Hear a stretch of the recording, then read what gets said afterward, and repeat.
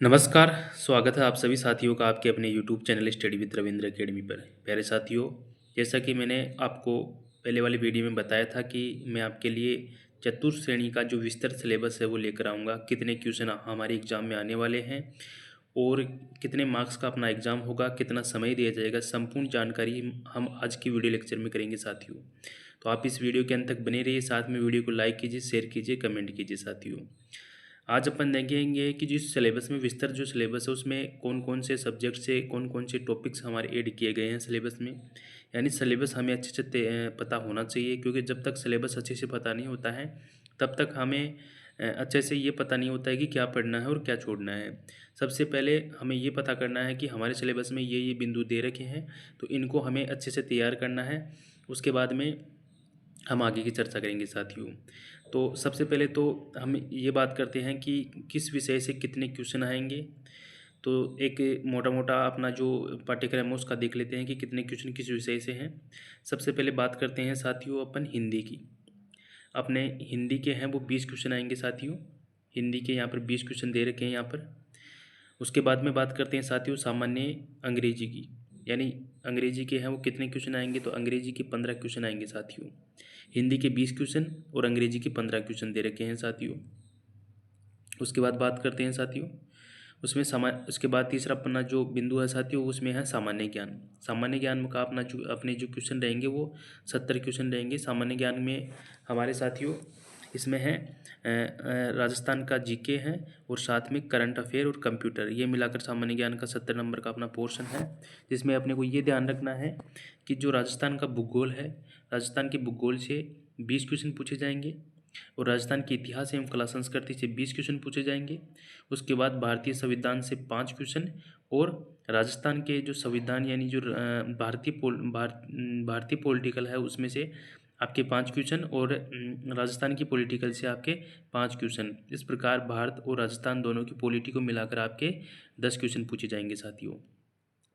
उसके बाद सामान्य विज्ञान यानी साइंस के 5 क्वेश्चन पूछे जाएंगे और उसके बाद में समसामयिक घटनाएं यानी भारत का जो करंट अफेयर है उसके 5 क्वेश्चन और राजस्थान के करंट के 5 क्वेश्चन। इस प्रकार मिलाकर जो करंट अफेयर के 10 क्वेश्चन पूछे जाएंगे। इसमें भारत के करंट के हैं वो 5 क्वेश्चन और राजस्थान करंट के 5 क्वेश्चन। इस प्रकार 10 क्वेश्चन करंट से भी पूछे जाएंगे साथियों। ऐसे पॉलिटी में दे रखा है यहाँ पर 5 क्वेश्चन है वो इंडिया पॉलिटी और अपने 5 क्वेश्चन है वो राजस्थान की पॉलिटी से पूछे जाएंगे साथियों। बिल्कुल एकदम बड़े तरीके से सिलेबस को डिफाइन किया गया है बिल्कुल कि किस सब्जेक्ट से कितने क्वेश्चन पूछे जाएंगे साथियों। तो इसमें कन्फ्यूज नहीं होना है, हमारे को उसी प्रकार अपने की तैयारी को लेकर चलना है साथियों। उसके बाद बात करते हैं बेसिक कंप्यूटर यानी कंप्यूटर के 5 क्वेश्चन पूछे जाएंगे। कितने? कंप्यूटर के 5 क्वेश्चन पूछे जाएंगे। उसके बाद बात करते हैं साथियों सामान्य गणित की। यानी गणित के कितने क्वेश्चन आएंगे? गणित के अपने 15 क्वेश्चन आएंगे साथियों। तो गणित के 15 क्वेश्चन हैं। इस प्रकार हमारे जो कुल एग्जाम में क्वेश्चन पूछे जाएंगे साथियों 120 क्वेश्चन हमारे पूछे जाएंगे। और यहाँ दे रखा है साथियों 2 घंटे का समय दिया जाएगा। ये है साथियों 120 क्वेश्चन है और 120 मिनट है साथियों। यानी एक क्वेश्चन के लिए 1 मिनट का समय दे रखा है, जिसमें मैथ वगैरह भी है। तो कुल मिलाकर हमारे को अच्छे से प्रैक्टिस करनी पड़ेगी, तब जाके 1 मिनट में एक क्वेश्चन हो पाएगा, क्योंकि मैथ वगैरह हल करने में टाइम लगता है साथियों। इसलिए हमें अच्छे से बिल्कुल प्रैक्टिस करने के लिए प्रैक्टिस शीट लगाने पड़ेंगे, टेस्ट पेपर लगाने पड़ेंगे। एक ज़्यादा से ज़्यादा मतलब कम से कम लास्ट में 2 महीने तो हमें टेस्ट देने ही पड़ेंगे साथियों। कम से कम 60 से 65 70 जितने भी हैं आपसे हो, कम से कम 60-70 तो टेस्ट देने ही पड़ेंगे साथियों। तब जाके आपका एक टाइम मैनेजमेंट वगैरह अच्छे से हो पाएगा, एक पेपर बेहतरीन तरीके से हो पाएगा साथियों। क्योंकि एक क्वेश्चन है उसके लिए 1 मिनट का समय दिया गया है साथियों। इस प्रकार साथियों ये अपना एक मोटा मोटा मैंने आपको बता दिया कि किस विषय से कितने क्वेश्चन आएंगे। एक बार फिर से देख लो, हिंदी के हैं 20 क्वेश्चन, अंग्रेजी के 15 क्वेश्चन, भूगोल के 20 क्वेश्चन और कला संस्कृति के 20 क्वेश्चन, भारत और राजस्थान की पॉलिटी के 10 क्वेश्चन, अपने विज्ञान के हैं 5 क्वेश्चन, समसामयिक घटना यानी जो करंट है उसके 10 क्वेश्चन, बेसिक कंप्यूटर के 5% और सामान्य गणित के 15%। ये आपको साथियों रटा होना चाहिए सिलेबस, एक आपके माइंड मैप होना चाहिए कि कौन सी विषय से कितने क्वेश्चन पूछे जाने हैं। क्योंकि हमारे सिलेबस को हमें हमारे दिमाग में हमेशा याद रखना है, क्योंकि पढ़ते समय हमारे दिमाग में ये मैप बना हुआ होना चाहिए कि कौन सी विषय से कितने क्वेश्चन पूछे जाने हैं साथियों। तो इस प्रकार है। तो कुल मिला के हमारा जो सबसे ज़्यादा वेटेज है साथियों वो तो राजस्थान जीके का है, उसके बाद में हिंदी और अंग्रेजी और गणित का है साथियों। तो इस प्रकार 120 मिनट है, 120 मिनट के लिए 120 मिनट के 120 क्वेश्चन हमारे को करने होंगे इस एग्ज़ाम में। उसके बाद बात करते हैं साथियों कि इसका पैटर्न क्या रहेगा। तो ऑब्जेक्टिव टाइप क्वेश्चन, यानी जो क्वेश्चन है वो बहुविकल्पात्मक प्रश्न होंगे। मैक्सिमम मार्क्स है वो आपके 200 जो नंबर होंगे उन 200 नंबर का अपना पेपर होगा। 120 क्वेश्चन आएंगे इसमें साथियों। 2 घंटे का टाइम हमारे को दिया जाएगा, 120 मिनट दिया जाएंगे। और all question carry equal marks, यानी सारे क्वेश्चन है वो इक्वल मार्क्स के होंगे साथियों। इस प्रकार नेगेटिव मार्किंग इसमें 1/3 नेगेटिव मार्किंग है साथियों, 1/3 नेगेटिव मार्किंग भी दे रखा है, जो एक अच्छी खासी नेगेटिव मार्किंग होती है। इसलिए हमें नेगेटिव मार्किंग से भी बचना पड़ेगा, क्योंकि अगर 1/4 होती तो इतना ज़्यादा नुकसान नहीं होता साथियों। लेकिन यहाँ 1/3 नेगेटिव मार्किंग दे रखी है, तो इसमें हमें बिल्कुल नेगेटिव मार्किंग से बचना पड़ेगा साथियों, क्योंकि ये 1/3 जो नेगेटिव मार्किंग होती है वो बहुत ज़्यादा अगर नेगेटिव हो जाते हैं क्वेश्चन तो इसमें हमारा बहुत नुकसान हो सकता है। इसके बाद में अपन चर्चा करते हैं साथियों। कि जो अपना विस्तार सिलेबस है, इन कौन से सब्जेक्ट से में कौन कौन से टॉपिक दे रखे हैं। तो सबसे पहले हिंदी की बात करते तो हिंदी में संज्ञा, सर्वनाम, क्रिया, विशेषण है, तत्सम, तद्भव, उद्देश्य, विदेशी शब्द और संधि है। पर संधि के प्रकार, संधि विच्छेद, उपसर्ग है, प्रत्यय हैं, पर्यायवाची है, विलोम शब्द है, वाक्यांश के लिए एक शब्द है, शब्द शुद्धि है, वाक्य शुद्धि है, संबंधित अशुद्धियों को छोड़कर वाक्य से संबंधित अशुद्धियाँ हैं, काल के प्रकार हैं, मुहावरे हैं, लोकोक्तियाँ हैं, अंग्रेजी के पारिभाषिक तकनीक से संबंधित शब्दों का समानार्थक हिंदी शब्द है, कार्यालय पत्रों से संबंधित ज्ञान है। तो और उसके बाद में ये सब चीज़ें हैं वो आपके दे रखा है, जिसमें साथियों आपको समझने का, इसमें सबसे ज़्यादा समझने की चीज़ें हैं साथियों। तो संधि आपको समझना है ना। उसके बाद में इसमें क्या और उसके बाद में आपको यहाँ पे जो संज्ञा है, सर्वनाम है, क्रिया है, विशेषण है, ये समझना आपको। बाकी तत्सम, तद्भव, उद्देश्य, विदेशज शब्द ये आप खुद अपने आप से तैयार कर सकते हो, बिल्कुल इनमें कुछ भी नहीं है, इनको हमारे को बार बार पढ़ना पड़ेगा तब जाके ये अपने आप तैयार हो जाएंगे। देशज, विदेशज और ये शब्द है ना, ये अपने आप खुद तैयार कर सकते हो, इनको रट के भी याद कर सकते हो साथियों। बाकी समझने की कौन सी चीज़ें हैं वो मैं आपको बता रहा हूँ। संज्ञा, सर्वनाम, क्रिया, विशेषण ये समझने की चीज़ें हैं। संधि यहाँ पे समझने की चीज़ें हैं। संधि विच्छेद यानी ये आ गया जो पूरा टॉपिक संधि का समझने का है साथियों। इसमें उपसर्ग और प्रत्यय, जब आपको संधि और संधि विच्छेद आ जाएगा तो उपसर्ग और प्रत्यय का टॉपिक आपका अपने आप क्लियर हो जाएगा साथियों। पर्यायवाची और विलोम शब्द इनको समझने का नहीं है, इनको रटने का काम है। वाक्यांश के लिए शब्द ये भी बार बार पढ़ने के हैं। हाँ, शुद्धि वाला टॉपिक हमारे को समझना है। शुद्धि ये चाहे वाक्य शुद्धिकरण है वो हमारे को समझने का टॉपिक है। काल के प्रकार ये समझने का है। मुहावरे, लोकोक्तियाँ इनको हमारे को बार बार पढ़ के याद करना है। ये अंग्रेजी शब्द जिनका हिंदी में रूपांतरण होता है जो उनको हमें रटना पड़ेगा, यानी एक तरह से स्पेलिंग ये याद रखनी पड़ेगी इनकी, हिंदी ट्रांसलेट करना पड़ता है उनमें। और कार्य पत्रों से संबंधित जो जितने भी कार्यालय संबंधित जितने भी पत्र, ज्ञापन ये वगैरह दिए जाते हैं ना, वो सब चीज़ें हैं वो हमारे को ऐसे याद रखनी पड़ेगी साथियों। तो इस प्रकार हमें संधि है, समास है, संज्ञा, सर्वनाम, क्रिया, विशेषण है, ये सब चीज़ें तो समझनी पड़ेगी साथियों। उसके बाद बात करते हैं साथियों अपन जनरल इंग्लिश की। इसमें इंग्लिश के हैं वो 15 क्वेश्चन आएंगे साथियों। तो इसमें टेंस है, सीक्वेंस ऑफ टेंस है, वॉइस है, एक्टिव एंड पैसिव है, नरेशन है, डायरेक्ट इनडायरेक्ट है, ट्रांसलेशन ऑफ सेंटेंस है, अरेस्टिव एंड नेगेटिव है, interrogative, exclamatory and voice versa, correction and sentence है, word and worthly use and article and determiners, prepositions है, फंक्शन ट्रांसलेशन ऑफ सिंपल, ये सब चीज़ें इंग्लिश में दे रखी है, यानी हिंदी से अंग्रेजी में, अंग्रेजी से हिंदी में ट्रांसलेट करना है। और ये सब जो टेक्निकल टर्म है ये सब चीज़ें इंग्लिश में दे रखी है साथियों।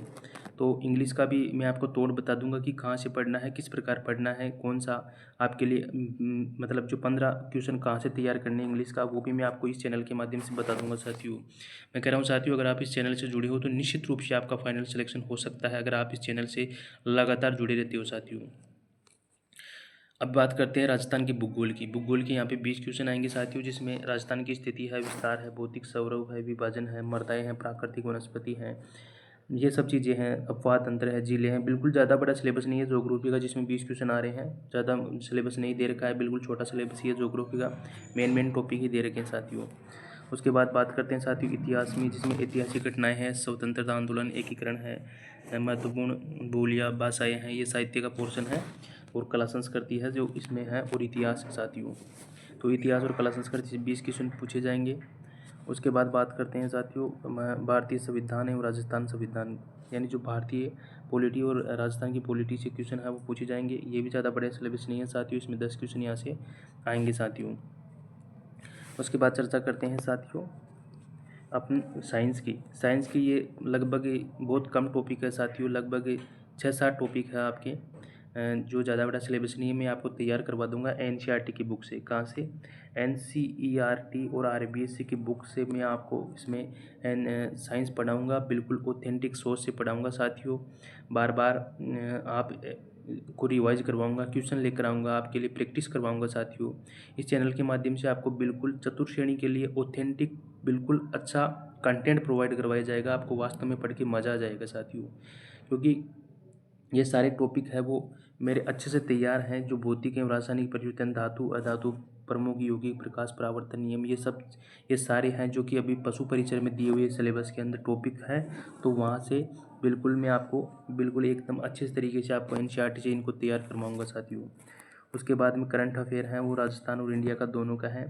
ये हमारा 10 क्वेश्चन इसमें पूछे जाएंगे। खेल है, राजनीति, अर्थव्यवस्था, सामाजिक, भौगोलिक, सांस्कृतिक एवं पारिस्थितिक, सामाजिक, तकनीकी क्षेत्र से संबंधित मुद्दे, ये सब चीज़ें हैं वो है, जिसमें अपने को 5 क्वेश्चन इंडिया के और 5 क्वेश्चन राजस्थान अपने जो करंट के आएंगे साथियों।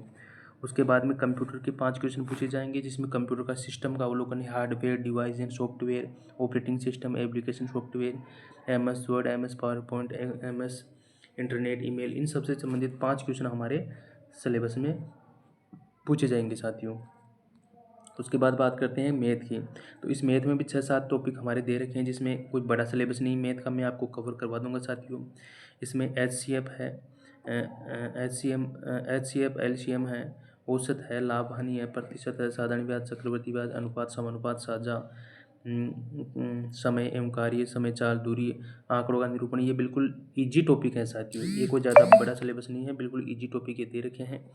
तो कोई बड़ा कोई हार्ड सब्जेक्ट हमारा मैथ का भी सिलेबस नहीं है साथियों।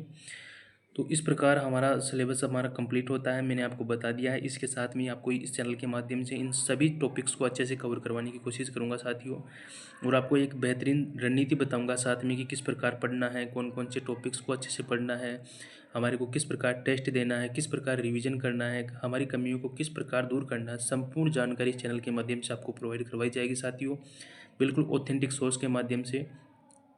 आपका यहाँ से बिल्कुल आपको फ़ायदा होगा साथियों। इस चैनल से अगर जुड़ते हो तो निश्चित रूप से आपको फ़ायदा होगा। तो इस प्रकार हमने हमारा जो सिलेबस है वो एक तरह से हमने देख लिया कौन से विषय से कितने क्वेश्चन आने हैं, कितना समय लगेगा, कितनी नेगेटिव मार्किंग है, सब चीज़ें हमने यहाँ पे एक बार एनालिसिस कर लिया है साथियों।